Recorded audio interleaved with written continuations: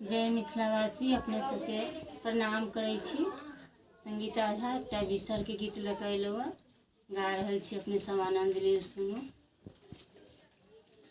कतर बिसहर देखैत सुंदर, पूजैत मोरा की डरे लागे।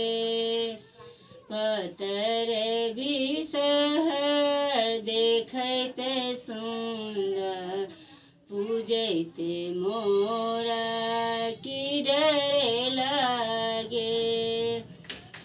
बिसब मेहदी लिखब बिसहर, पूजैत मोरा की डरे लागे। बिसब मेहदी लिखब बिसहर, पूजैत मोरा की डरे लागे। कतर बिसहर देखैत सुंदर, पूजैत मोरा की डरे लागे। घोरब सिंदूर लिखब बिसहर, पूजैत मोरा की डरे लागे।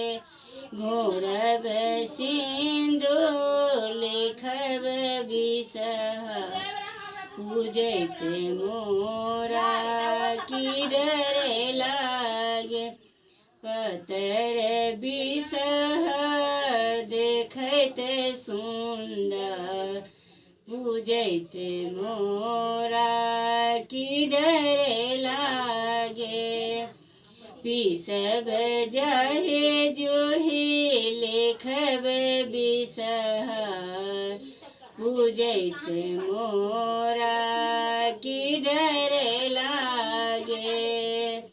बिसब जाहे जोही लिखब बिसहर, पूजैत मोरा की डरे लागे। कतर बिसहर देखैत सुंदर, पूजैत मोरा की डरे लागे।